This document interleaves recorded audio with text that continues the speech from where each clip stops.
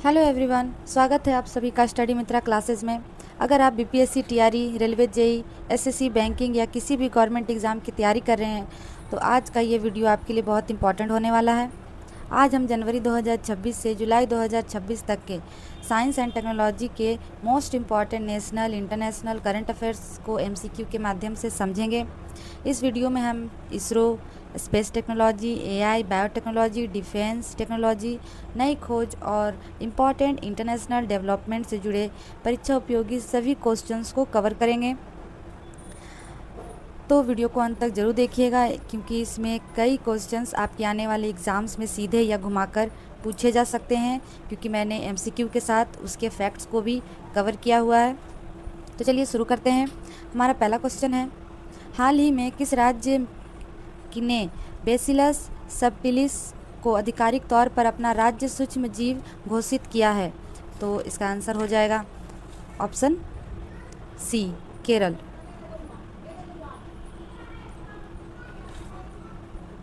तो देश का पहला राज्य जिसने अपने राज्य प्रतीकों की सूची में किसी सूक्ष्म जीव को स्थान दिया है, यह एक ग्राम पॉजिटिव छड़ के आकार का जीवाणु बनाने वाला बैक्टीरिया है और ये मानव स्वास्थ्य के लिए ये अच्छा है। ये गुड बैक्टीरिया है जो पाचन तंत्र को मजबूत रखता है और इसका उपयोग है जैव प्रौद्योगिकी में, कृषि में और खाद्य उद्योगों में। नेक्स्ट क्वेश्चन है, वैज्ञानिकों ने हाल में किस राज्य के जंगलों में एक दुर्लभ प्रजाति के मशरूम की खोज की है? तो इसका आंसर हो जाएगा ऑप्शन बी, उत्तराखंड। इस दुर्लभ मशरूम की प्रजाति का नाम है रुसुला ग्रीसियोपुराटा और हाल में खोजे गए दुर्लभ मशरूम्स हैं जैसे अरुणाचल प्रदेश के चमकीले पीले रंग का येलो पफबॉल मशरूम, उत्तराखंड की हिमेलेसिनम इंडिकम, तेलंगाना के नीले रंग की blue pink guild mushroom. Next question है, प्रज्ञा AXI क्या है? ये मुख्य रूप से किस क्षेत्र के ऑपरेशंस को ट्रांसफॉर्म करने से संबंधित है? तो इसका आंसर हो जाएगा ऑप्शन बी, तेल एवं प्राकृतिक गैस के अन्वेषण और उत्पादन संचालन। इसका उपयोग ज़मीन के नीचे की सटीक इमेजिंग और डेटा विश्लेषण के लिए किया जाता है, जिससे तेल की खोज करने में भूगर्भीय अनिश्चितता को कम किया जाता है। नेक्स्ट क्वेश्चन है, पूर्वी हिमालय क्षेत्र में ग्लेशियर जोखिमों को ट्रैक करने और उनकी निगरानी के लिए किस संस्थान ने एक नई तकनीक विकसित की है? तो इसका आंसर हो जाएगा ऑप्शन बी, IIT गुवाहाटी। यह एक ऐसा वैज्ञानिक मॉडल है जो पहले से यह पहचान कर सकता है कि पूर्वी हिमालय पर्वतमाला में हिम नदी झीलें कहाँ बन सकती है। इसके जरिए वैज्ञानिकों ने हिम नदी झील निर्माण के 492 संभावित स्थानों की पहले से ही पहचान कर ली है, जो भविष्य में ग्लेशियर फटने या बाढ़ जैसी आपदाओं का कारण बन सकते हैं। नेक्स्ट क्वेश्चन है, पहाड़ी क्षेत्रों में टिकाऊ और मजबूत सड़कों के निर्माण के लिए हाल ही में किस तकनीक के उपयोग का प्रस्ताव दिया गया है? तो इसका आंसर हो जाएगा option B, steel slag technology. यह पारंपरिक पत्थरों की तुलना में अधिक मजबूत आधार प्रदान करती है, जिससे भारी बारिश और भूस्खलन के दौरान भी सड़कें जल्दी नहीं टूटती हैं। यह पर्यावरण को नुकसान पहुंचाए बिना कचरे का सही प्रबंधन करती है। नेक्स्ट क्वेश्चन है, अंतर्राष्ट्रीय अंतरिक्ष स्टेशन ISS से पहली बार किया गया मेडिकल इवैक्यूएशन मुख्य रूप से किससे संबंधित है? तो इसका आंसर हो जाएगा ऑप्शन ए, अंतरिक्ष यात्रियों को आपातकालीन चिकित्सा स्थिति के कारण पृथ्वी पर वापस लाना। इतिहास में यह पहली बार किया गया मेडिकल इवैक्यूएशन मुख्य रूप से नासा के अंतरिक्ष यात्री माइक फिंके की अचानक बिगड़ी तबीयत और उनके बोलने की क्षमता खो देने के बाद ये कदम उठाया गया है। नेक्स्ट क्वेश्चन है, हाल ही में नासा से सेवानिवृत्त होने वाली प्रसिद्ध भारतीय मूल की अंतरिक्ष यात्री कौन है? तो इसका आंसर हो जाएगा ऑप्शन सी, सुनीता विलियम्स। और उन्होंने कुल 9 स्पेस वॉक किए हैं, जिनमें उन्होंने 62 घंटे और 6 मिनट का समय बिताया है। ये किसी महिला अंतरिक्ष यात्री द्वारा स्पेस वॉक में बिताया गया सबसे अधिक समय है। उन्होंने अंतर्राष्ट्रीय अंतरिक्ष स्टेशन के 3 मिशनों में उड़ान भरी और अंतरिक्ष में कुल 608 दिन बिताए हैं। साल 2008 में उन्हें देश के तीसरे सर्वोच्च नागरिक पुरस्कार पद्म भूषण से भी सम्मानित किया जा चुका है। नेक्स्ट क्वेश्चन है, नासा का आर्टेमिस 2 मिशन निम्नलिखित में से किससे संबंधित है? तो इसका आंसर हो जाएगा ऑप्शन बी, चंद्रमा की कक्षा ऑर्बिट का चक्कर लगाने वाला ऐतिहासिक मानवयुक्त मिशन। ये नासा के आर्टेमिस कार्यक्रम का पहला ऐसा मिशन है जिसमें अंतरिक्ष यात्रियों को शामिल किया गया। इससे पहले वर्ष 2022 में भेजा गया आर्टेमिस 1 पूरी तरह से मानव रहित था। नेक्स्ट क्वेश्चन है, हाल ही में किस देश के गहरे समुद्र में लगभग 300 साल पुराना विशाल ब्लैक कोरल खोजा गया है? तो इसका आंसर हो जाएगा ऑप्शन बी, न्यूजीलैंड। यह विशाल कोरल न्यूजीलैंड के फियोर्डलैंड समुद्री क्षेत्र में गहरे पानी में मिला है। ये कोरल 13 फीट लगभग 4 मीटर से अधिक ऊंचा और 15 फीट लगभग 4.5 मीटर चौड़ा है। जीवित ऊतकों के कारण यह सफ़ेद रंग का दिखाई देता है, जबकि इसका कंकाल काले रंग का होता है। यह बेहद धीमी गति से बढ़ने वाली दुर्लभ प्रजाति है। नेक्स्ट क्वेश्चन है, अल्फा जीनोम के संदर्भ में निम्नलिखित कथनों पर विचार करें। ये क्या है और इसका मुख्य कार्य क्या है? तो इसका आंसर हो जाएगा ऑप्शन बी। यह एक एआई मॉडल टूल है जो डीएनए उत्परिवर्तन का सटीक पूर्वानुमान लगाता है। मानव जीनोम का लगभग 98% हिस्सा प्रोटीन कोड नहीं करता है, जिसे नॉन कोडिंग रीजन कहते हैं, और अल्फा जीनोम मुख्य रूप से इसी छिपे हुए हिस्से को डिकोड करता है और जीन सक्रियता को नियंत्रित करता है। इसके जरिए वैज्ञानिक यह समझ सकते हैं कि डीएनए के छोटे बदलावों के कारण कैंसर, हाई ब्लड प्रेशर या डिमेंशिया जैसी गंभीर बीमारियों का खतरा कैसे बढ़ता है। नेक्स्ट क्वेश्चन है, भारत के पहले लेग्ड मोबाइल मैनिपुलेटर का क्या नाम है? तो इसका आंसर हो जाएगा ऑप्शन बी, स्कॉर्प। यह एक चौपाया रोबोट यानी रोबोट डॉग है जिसमें एक एडवांस रोबोटिक आर्म्स मैनिपुलेटर लगा हुआ है। यह सिर्फ चल ही नहीं सकता बल्कि वस्तुओं को पकड़ने, वाल्व घुमाने और भारी सामान उठाने जैसे काम भी कर सकता है। और इसके डेवलपर हैं एक्सटेरा रोबोटिक्स नामक एक डीप टेक स्टार्टअप ने आईआईटी कानपुर के सहयोग से इसे बनाया है। नेक्स्ट क्वेश्चन है, ICAR NDRI द्वारा विकसित करंट फ्राइज किसकी एक प्रमुख नस्ल है जो डेयरी आवश्यकताओं के लिए सहायक है? तो इसका आंसर हो जाएगा ऑप्शन बी, गाय। और भारत की मजबूत स्वदेशी थारपारकर गायों और हॉलैंड के विदेशी होल्स्टीन फ्रीसियन सांडों के क्रॉस से इसे तैयार किया गया है। और अनुकूल परिस्थितियों में इसकी दैनिक दूध देने की जो अधिकतम क्षमता है वह 46.5 किलोग्राम तक पहुंच सकती है।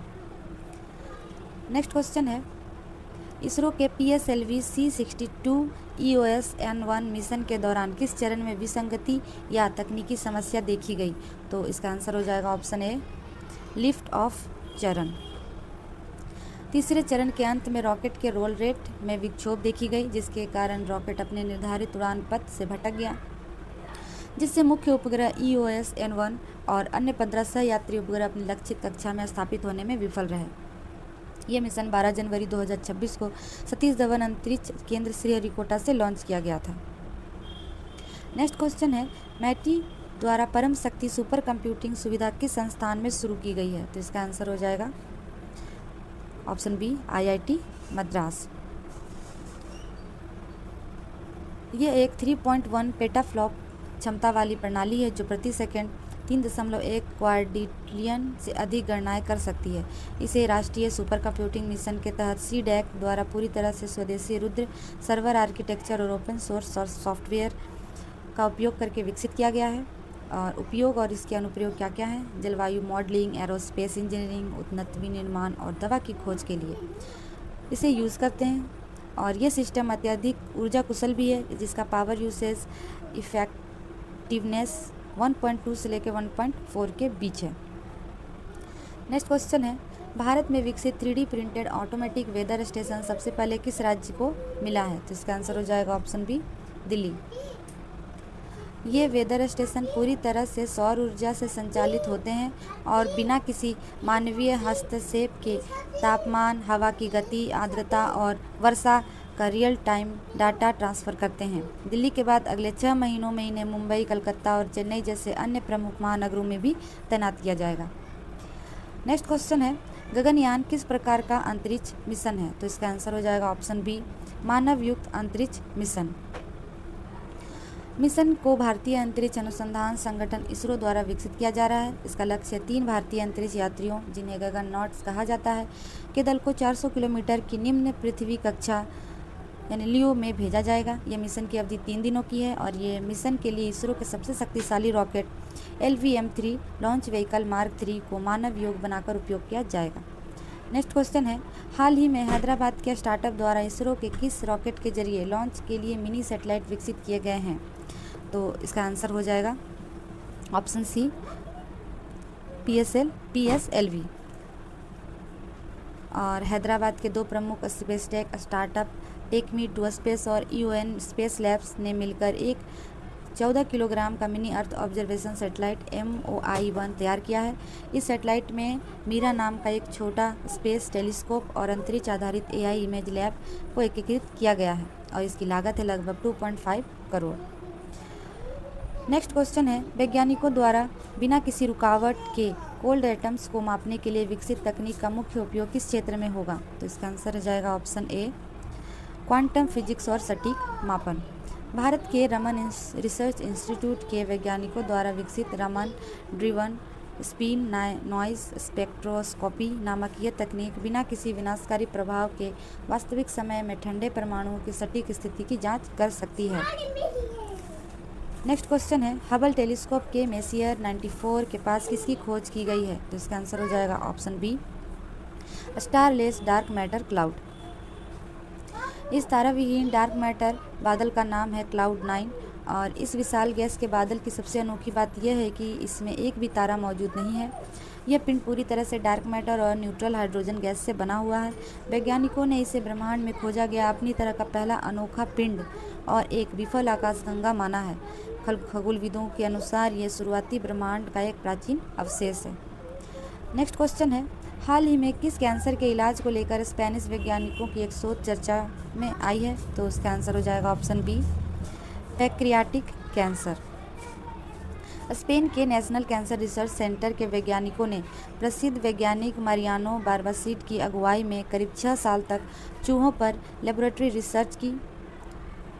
वैज्ञानिकों ने इस थेरेपी में एक साथ 3 दवाओं जेमसिटाबिन, ऑल्ट्रांस रेटिनोइक एसिड और नैराटिनिब का मिश्रण इस्तेमाल किया है। इस ट्रिपल थेरेपी के प्रयोग से चूहों में पैंक्रियाटिक ट्यूमर पूरी तरह और अस्थायी रूप से खत्म हो गया। पैंक्रियाटिक कैंसर को दुनिया के सबसे घातक और आक्रामक कैंसरों में से एक माना जाता है, जिसमें मरीजों के 5 साल की जीवित रहने की दर 10% से भी कम होती है।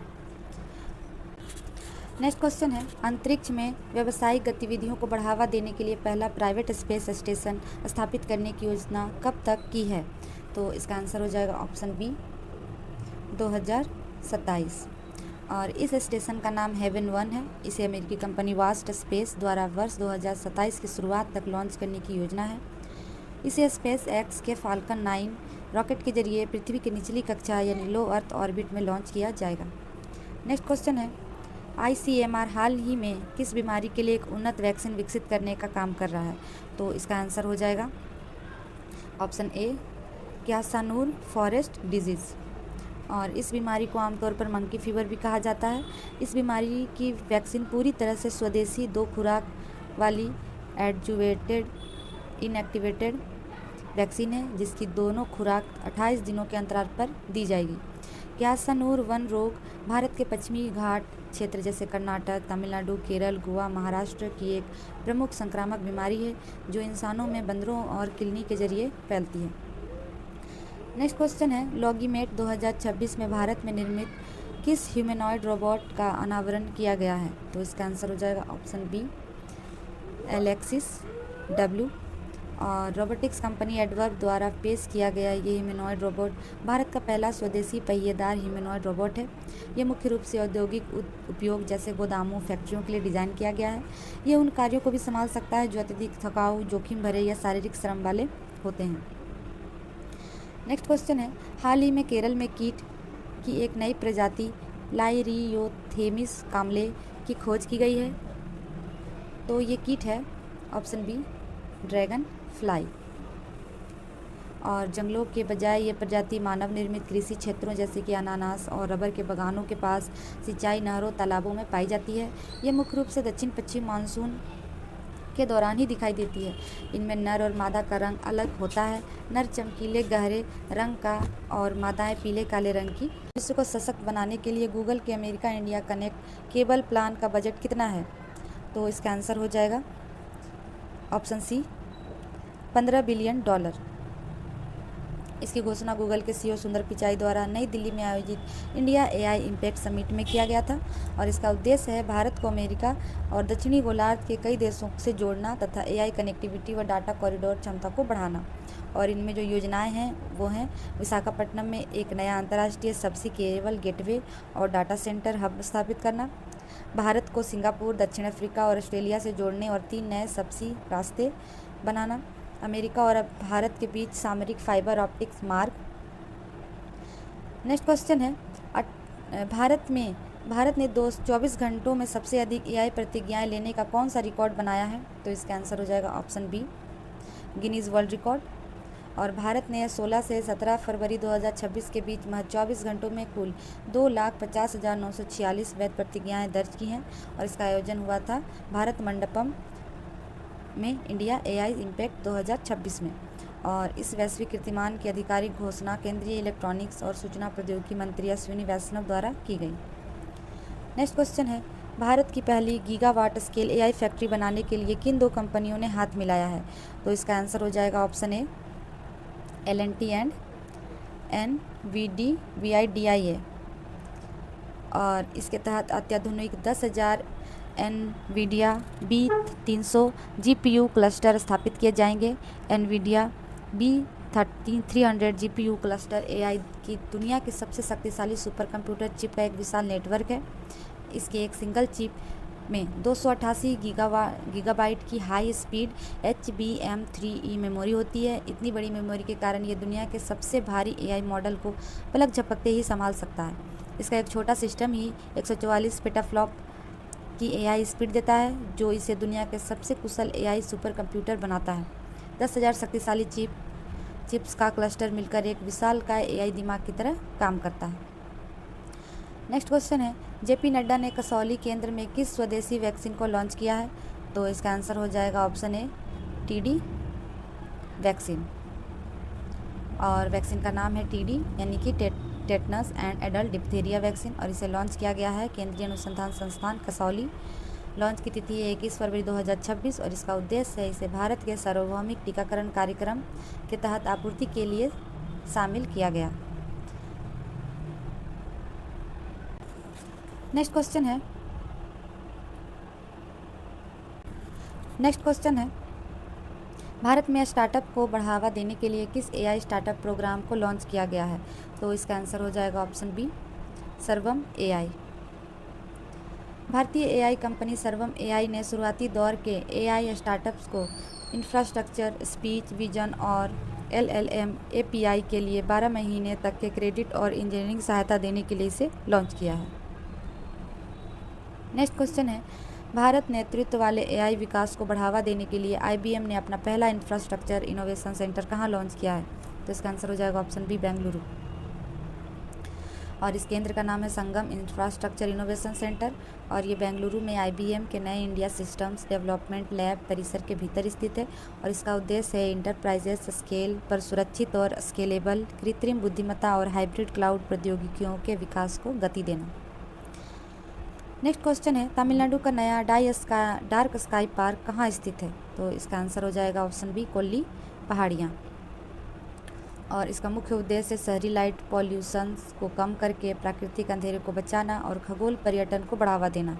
यह पार्क 3 आधुनिक टेलीस्कोप से लैस है जिससे पर्यटक तारों, ग्रहों और आकाशगंगा को स्पष्ट देख सकते हैं। भारत का पहला इंटरनेशनल डार्क स्काई पार्क है महाराष्ट्र का पेंच टाइगर रिजर्व। नेक्स्ट क्वेश्चन है, स्पेस साइबर सुरक्षा ढांचा किन संस्थानों द्वारा जारी किया गया है? तो इसका आंसर हो जाएगा option B, CERT in and सिया इंडिया। और ये फ्रेमवर्क मुख्य रूप से परामर्शात्मक प्रकृति का है जो संगठनों को सुरक्षा की सर्वोत्तम प्रथाओं को अपनाने के लिए प्रोत्साहित करता है। यह सैटेलाइट ऑपरेटरों, सरकारी एजेंसियों, रक्षा स्टार्टअप और उपकरण निर्माताओं के लिए एक सुरक्षित, सिक्योर बाय डिज़ाइन आर्किटेक्चर स्थापित करने में मदद करता है। नेक्स्ट क्वेश्चन है, भारत की संप्रभु कंप्यूट शक्ति बनाने के लिए रिलायंस ने कितने एआई निवेश की घोषणा की है? तो इसका आंसर हो जाएगा ऑप्शन बी 10 ट्रिलियन। रिलायंस की इकाई जियो इंटेलिजेंस भारत का संप्रभु कंप्यूटिंग संरचना तैयार करेगी। गुजरात के जामनगर में ये multi gigawatt AI ready data centre का निर्माण होगा और कंप्यूटिंग पावर को चलाने के लिए कच्छ और आंध्र प्रदेश से 10 गीगावाट तक की सरप्लस ग्रीन एनर्जी का उपयोग किया जाएगा और इसका उद्देश्य है भारत में डाटा लागत की ही तरह आर्टिफिशियल इंटेलिजेंस और कंप्यूट की लागत को बेहद कम और किफ़ायती बनाना, ताकि भारत को विदेशी अवसंरचनाओं पर निर्भर न रहना पड़े। नेक्स्ट क्वेश्चन है U6G स्पेक्ट्रम तकनीक का उपयोग करके दुनिया का पहला 10G इंटरनेट नेटवर्क पेश करने वाला देश कौन सा है? तो इसका आंसर हो जाएगा ऑप्शन सी संयुक्त अरब अमीरात। और ये नेटवर्क 66,425 से लेकर करके 7,125 मेगाहर्ट्ज आवृत्ति रेंज पर काम करता है। इसे बेहतरीन कवरेज और हाई स्पीड क्षमता के कारण इसे गोल्डन स्पेक्ट्रम भी कहा जाता है। यह तकनीक 5G एडवांस आर्किटेक्चर के तहत 10 गीगाबाइट पर सेकेंड तक की डाउनलोड और 1 गीगाबाइट पर सेकेंड तक की अपलोड स्पीड देने में सक्षम है और इसकी सहयोगी कंपनियां हैं हवावे, नोकिया, GSMA जैसी वैश्विक टेक कंपनियां। नेक्स्ट क्वेश्चन है इसरो द्वारा हाल ही में लेह लद्दाख में आयोजित मिशन मित्र का मुख्य उद्देश्य क्या है? तो इसका आंसर हो जाएगा ऑप्शन बी गगनयान मिशन के गगन यात्रियों और ग्राउंड कंट्रोल टीमों की शारीरिक, मानसिक और परिचालन क्षमताओं का परीक्षण करना। और मिशन मित्रा के बारे में जानते हैं तो इसका फुल फॉर्म हो जाता है mapping of interoperable threat and response assessment. ये इसरो और IAF के इंस्टीट्यूट ऑफ एरोस्पेस मेडिसिन द्वारा शुरू किया गया एक व्यवहारिक और शारीरिक अध्ययन है। लेह के अत्यधिक ठंड, कम ऑक्सीजन और अलगाव वाले वातावरण का उपयोग अंतरिक्ष जैसी परिस्थितियों के एनालॉग के रूप में किया गया है। इसका उद्देश्य गगन यात्रियों और ग्राउंड कंट्रोल के बीच समन्वय, तनाव में निर्णय लेने की क्षमता और व्यवहारिक मजबूती को आंकना है, ताकि गगनयान मिशन को सुरक्षित बनाया जा सके। नेक्स्ट क्वेश्चन है भारत का पहला व्यावसायिक उन्नत क्वांटम कंप्यूटर कहाँ स्थापित किए जाने की घोषणा की गई है? तो इसका आंसर हो जाएगा ऑप्शन ए IIIT धारवाड़, कर्नाटक। इसे बेंगलुरु स्थित deep tech startup QPI AI द्वारा विश्वदेशी रूप से विकसित किया गया है। यह 25 क्यूबिट का फुल स्टैक क्वांटम कंप्यूटर है, जिसे अगले 2 से 3 वर्षों में 1000 क्यूबिट तक बढ़ाने का लक्ष्य है। यहाँ क्वांटम AI और कंप्यूटिंग के लिए एक उत्कृष्टता केंद्र भी बनाया जा रहा है। पीछे 2 क्वेश्चन छूट गया था, 25 और 26, तो हम उसे भी कवर अप कर लेते हैं। तो भारत में सबसे युवा या पहले पुरुष एनालॉग एस्ट्रोनॉट बनने वाले 17 वर्षीय छात्र कौन है? तो इसका आंसर हो जाएगा ऑप्शन ए आदित्य पांडा। और फरवरी 2026 में गुजरात के कच्छ जिले में स्थित धौलावीरा के सफ़ेद मैदानों में आयोजित 8 दिवसीय चंद्र सिमुलेशन मिशन को सफलतापूर्वक ये पूरा करके ये ऐतिहासिक रिकॉर्ड अपने नाम कर लिए हैं।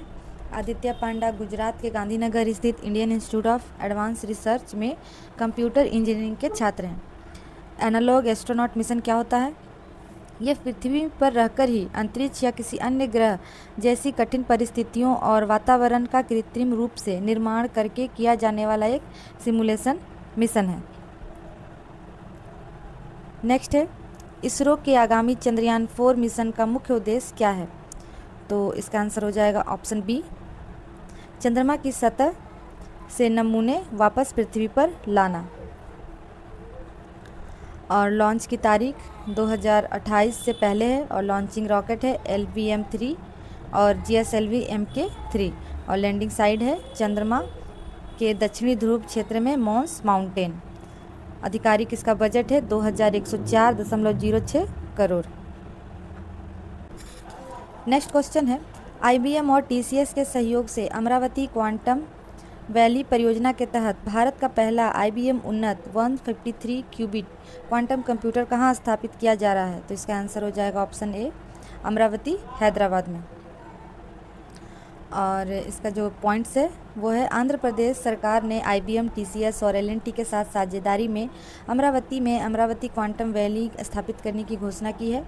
इसके तहत IBM द्वारा 156 क्यूबिट का हेरॉन आधारित IBM क्वांटम सिस्टम 2 स्थापित किया जा रहा है, जो देश के क्वांटम अनुसंधान और बुनियादी ढांचे के लिए एक ऐतिहासिक मील का पत्थर है। नेक्स्ट क्वेश्चन है, हाल ही में समाचारों में रहा आकाशा 300 निम्नलिखित में से क्या है?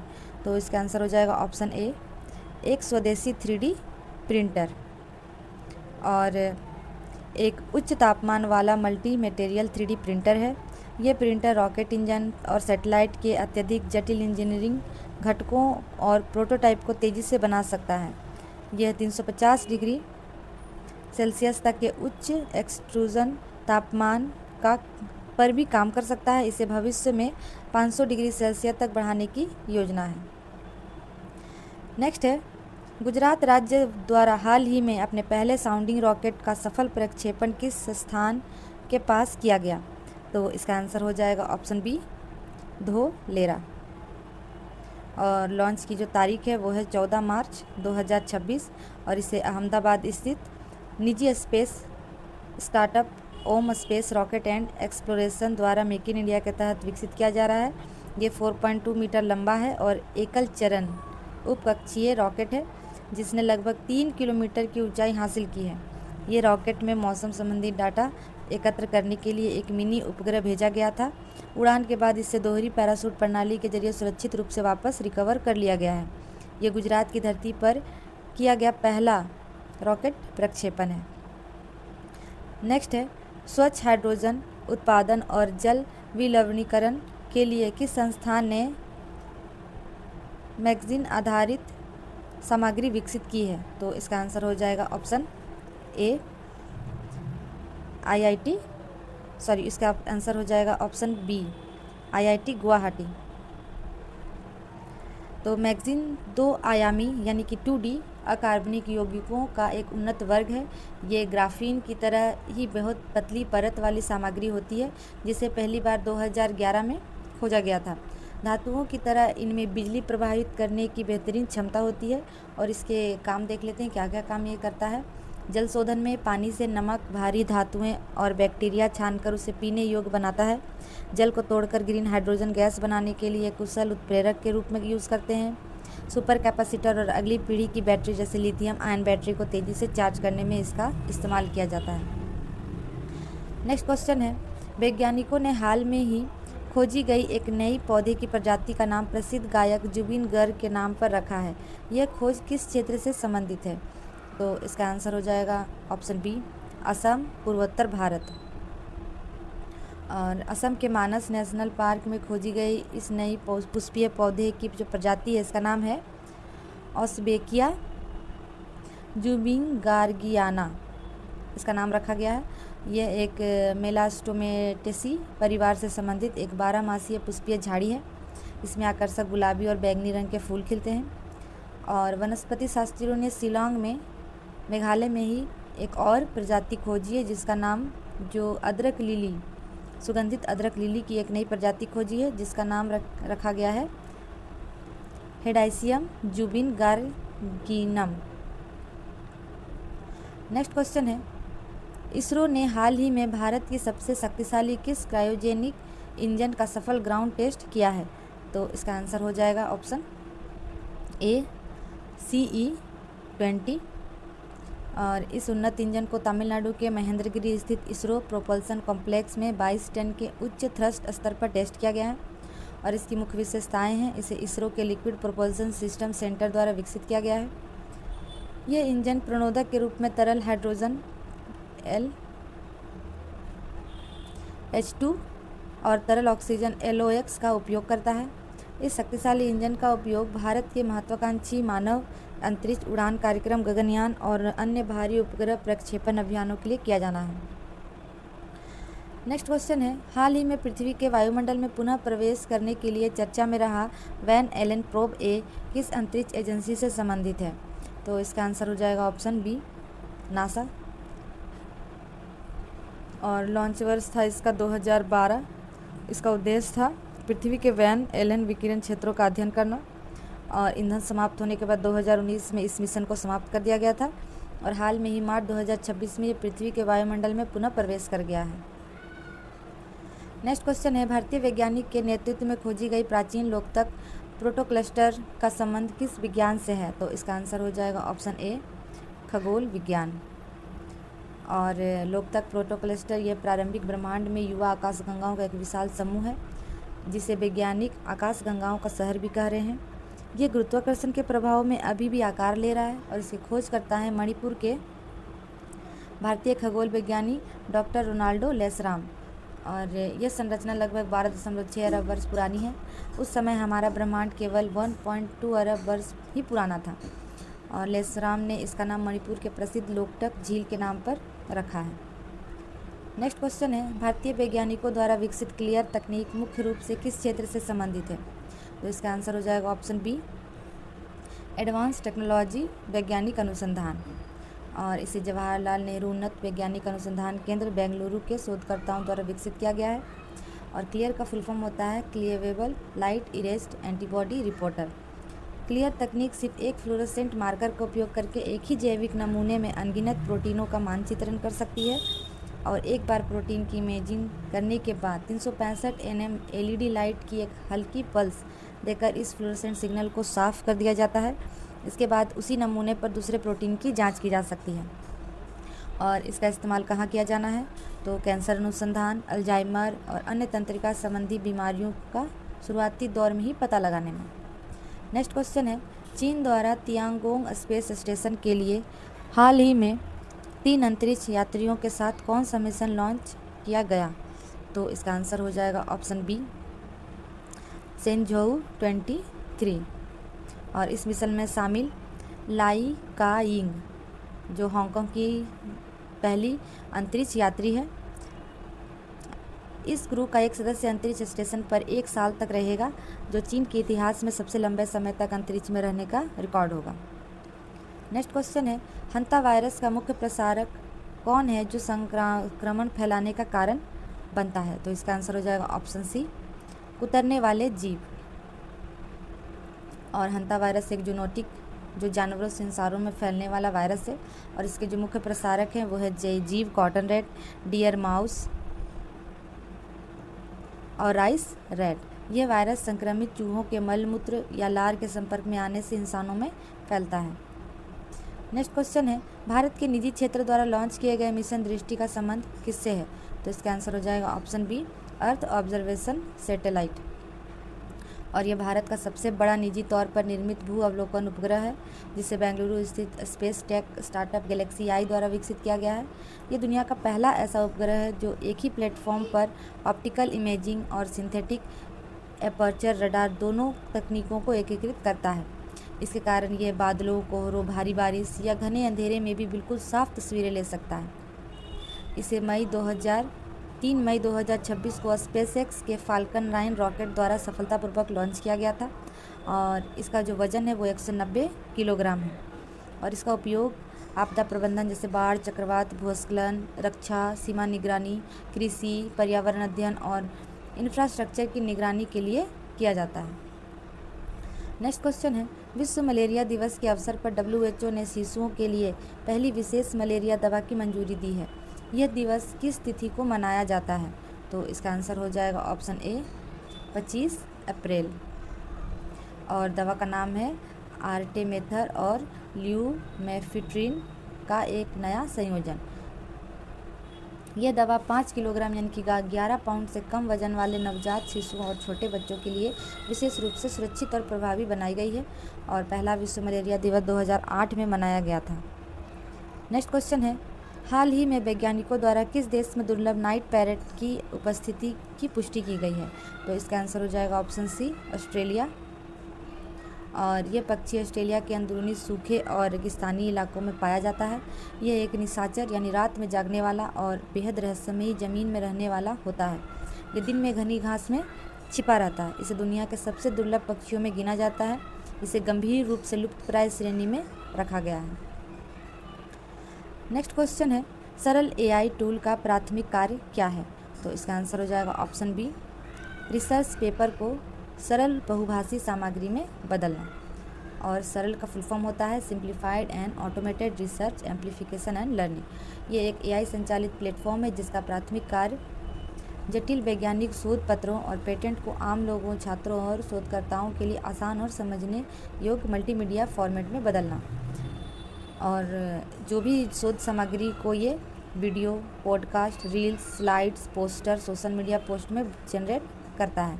वैज्ञानिक ज्ञान का प्रसार को बढ़ाने के लिए ये टूल में हिंदी सहित लगभग 18 से 21 भारतीय भाषाओं में सामग्री उपलब्ध कराता है। नेक्स्ट क्वेश्चन है, नोवा नॉर्डिक्स ने भारत में सप्ताह में एक बार दी जाने वाली किस इंसुलिन दवा को लॉन्च किया है? तो इसका आंसर हो जाएगा ऑप्शन ए अविक्विली। और ये डेनमार्क की दवा कंपनी है और जेनरिक नाम इसका इंसुलिन डेकोडेक है। ये टाइप 1 टाइप 2 डायबिटीज़ से पीड़ित वयस्कों के लिए दुनिया का पहला अल्ट्रा लॉन्ग एक्टिंग साप्ताहिक बेसल इंसुलिन है। मरीजों को साल भर में 365 रोजाना के इंजेक्शन लगाने के बजाय अब केवल 52 साप्ताहिक इंजेक्शन लगाने होंगे और 70 यूनिट की साप्ताहिक खुराक की कीमत लगभग 261 रुपये रखी गई है। नेक्स्ट क्वेश्चन है, Serum Institute of India gets MRI साझेदारी में के तहत किस बीमारी के लिए M72 वैक्सीन का निर्माण करेगा? तो इसका आंसर हो जाएगा ऑप्शन बी टीबी। और M72 AS01E वैक्सीन का निर्माण टीबी की बीमारी की रोकथाम के लिए किया जाएगा और ट्यूबरकुलोसिस एक माइकोबैक्टीरियम ट्यूबरकुलोसिस नाम की बैक्टीरिया से होता है और ये बहुत ही गंभीर और संक्रामक बीमारी है। ये मुख्य रूप से फेफड़ों पर हमला करती है, लेकिन शरीर के अन्य अंग जैसे रीढ़ की हड्डी, मस्तिष्क या किडनी को भी प्रभावित करती है। नेक्स्ट क्वेश्चन है, भारत को हाल ही में एडवांस प्रोस्टेट कैंसर के इलाज के लिए किस थेरेपी की पहली मंजूरी मिली है? तो इसका आंसर हो जाएगा option B radio ligand therapy और इसका नाम प्लूविक्टो है। यह थेरेपी प्रोस्टेट कैंसर की कोशिकाओं पर किए जाने वाले PSMA यानी कि प्रोस्टेट स्पेसिफिक मेम्ब्रेन एंटीजन नामक प्रोटीन को लक्षित करता है और प्लूविक्टो एक मिसाइल की तरह काम करती है। ये नसों के माध्यम से शरीर में जाकर सीधे कैंसर ट्यूमर पर हमला करती है और रेडिएशन छोड़ती है, जिससे आसपास की स्वस्थ कोशिकाओं को नुकसान नहीं पहुंचता है।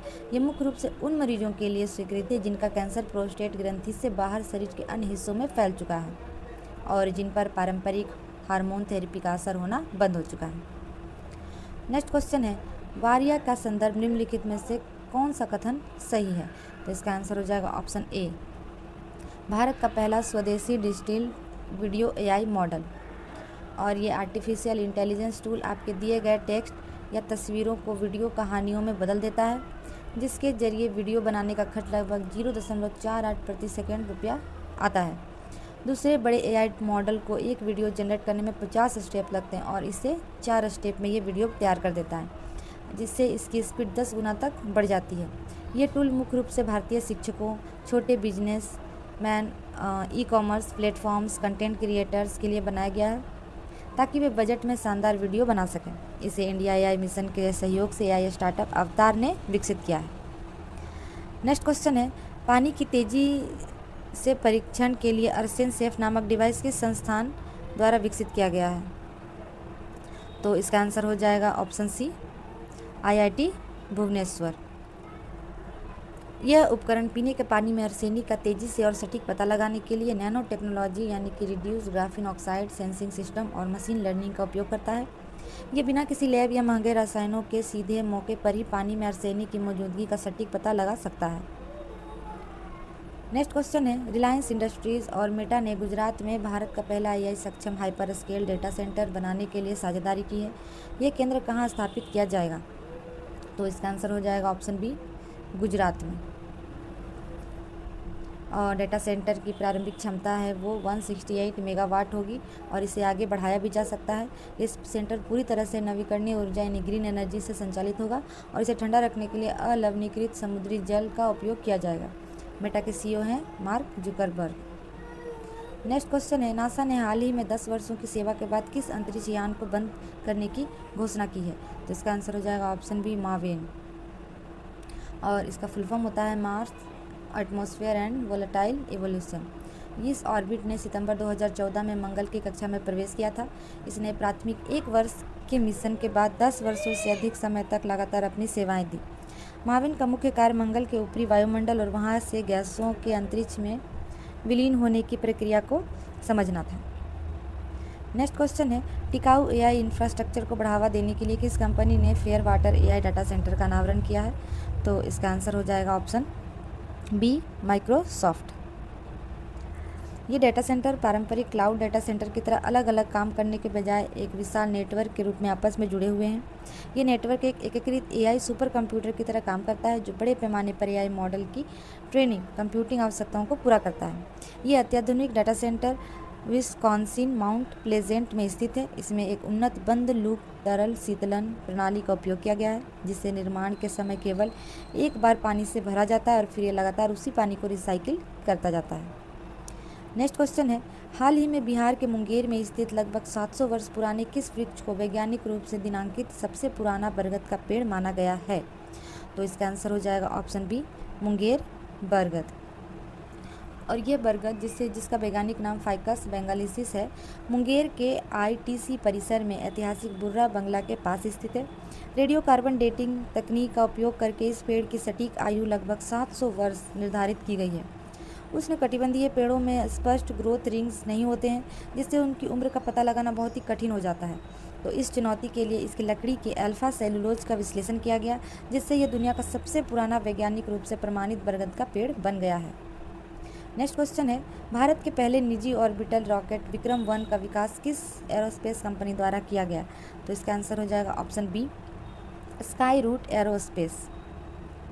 और स्काई रूट एरोस्पेस ने 18 जुलाई 2026 को आंध्र प्रदेश के श्रीहरिकोटा स्थित सतीश धवन अंतरिक्ष केंद्र से इस रॉकेट का पहला सफल परीक्षण किया है। इस ऐतिहासिक लॉन्चिंग को मिशन आगमन नाम दिया गया।